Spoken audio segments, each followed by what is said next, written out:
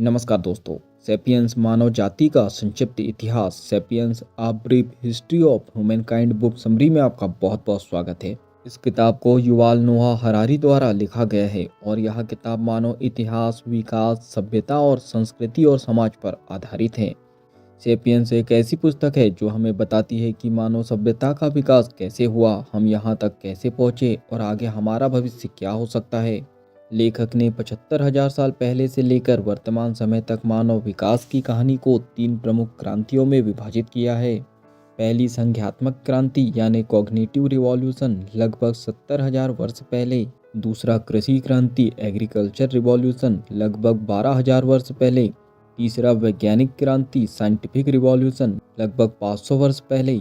याद रखिए, इतिहास सिर्फ राजाओं और युद्धों की कहानी नहीं है, यहाँ हमारी चेतना, विचारधारा, विश्वास और समाज की कहानी है। अध्याय 1 संज्ञात्मक क्रांति 70,000 साल पहले। लगभग 2,500 साल पहले पृथ्वी पर होमो सैपियंस के अलावा अन्य मानव जातियां भी थी, जैसे निएंडरथल और होमो इरेक्टस। लेकिन होमो सैपियंस ने बाकी सभी प्रजातियों को पीछे छोड़ दिया क्योंकि उन्होंने कल्पना करने, सहयोग करने और समूह में रहने की क्षमता विकसित कर ली।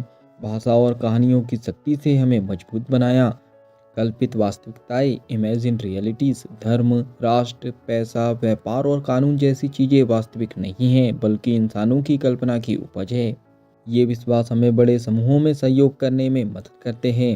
होमो सेपियंस इसलिए आगे बढ़े क्योंकि वे बड़े समूहों में विश्वास के आधार पर सहयोग कर सकते थे। कल्पित वास्तविकताओं ने सभ्यता का आधार रखा।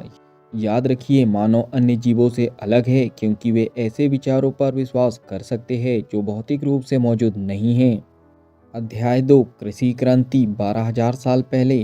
शिकार और भोजन संग्राहक से किसान बनने की प्रक्रिया। मनुष्यों ने जंगली पौधों और जानवरों को पालतू बनाना शुरू किया, जिससे खेती और स्थायी बस्तियां बनी। यह बदलाव प्राकृतिक नहीं था बल्कि मजबूरी में हुआ। खेती ने जीवन को आसान नहीं बनाया बल्कि अधिक कठिन और जटिल बना दिया। खाद्य उत्पादन बढ़ा, जनसंख्या बढ़ी, लेकिन व्यक्तिगत जीवन कठिन हो गया। खेती ने सभ्यता को जन्म दिया, लेकिन इसने सामाजिक असमानता भी बढ़ा दी। कृषि ने मनुष्यों को सभ्य तो बना दिया, लेकिन वे प्रकृति पर अधिक निर्भर हो गए। याद रखिए, हमने गेहूं को पालतू नहीं बनाया बल्कि गेहूं ने हमें गुलाम बना लिया। अध्याय 3 सभ्यता और साम्राज्य का विकास। जैसे जैसे जनसंख्या बढ़ी, सामाजिक संरचनाएं विकसित हुई। धर्म, राजनीति और व्यापार ने समाज को संगठित किया। लिखित भाषा यानी राइटिंग और कानून का विकास हुआ। बड़े साम्राज्यों का उदय हुआ जिन्होंने लाखों लोगों को एकजुट किया। धर्म और विचारधाराएं, रिलीजन एंड आइडियोलॉजी समाज को नियंत्रित करने का साधन बन गई।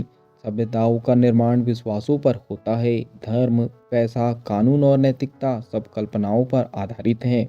शक्ति और संसाधनों की असमानता सभ्यता का ही परिणाम थी। याद रखिए, सभ्यता ने हमें एकजुट किया, लेकिन इसने असमानता भी पैदा की। अध्याय 4 वैज्ञानिक क्रांति 500 साल पहले। 15वीं और 16वीं शताब्दी में वैज्ञानिक सोच का उदय हुआ। पहले मानव केवल धर्म और परंपरा पर निर्भर था, लेकिन जब लोगों ने प्रयोग यानी एक्सपेरिमेंट, परीक्षण यानी टेस्टिंग और तर्क यानी लॉजिक पर ध्यान देना शुरू किया, यूरोप की खोजों और उपनिवेशवाद ने आधुनिक विश्व का निर्माण किया। धन, पूंजीवाद और औद्योगिकरण यानी इंडस्ट्रियलाइजेशन ने दुनिया को पूरी तरह बदल दिया। विज्ञान ने हमें न केवल ब्रह्मांड को समझने बल्कि उसे नियंत्रित करने की शक्ति भी दी। अर्थव्यवस्था और पूंजीवाद का विकास इसी वैज्ञानिक सोच का परिणाम था।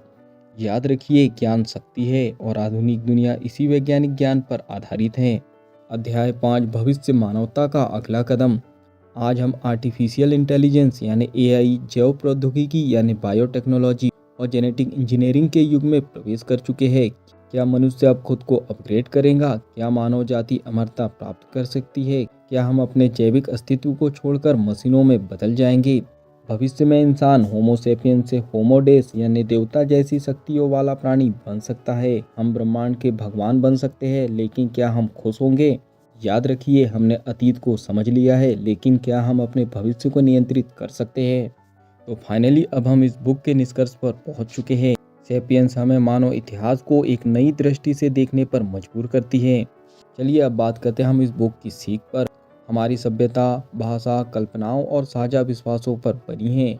कृषि क्रांति ने मानवता को बदल दिया, लेकिन यह वरदान नहीं बल्कि एक जाल था। धर्म, राजनीति और अर्थव्यवस्था जैसी चीजें मानव की कल्पनाएं हैं, लेकिन वे हमारी दुनिया को नियंत्रित करती है।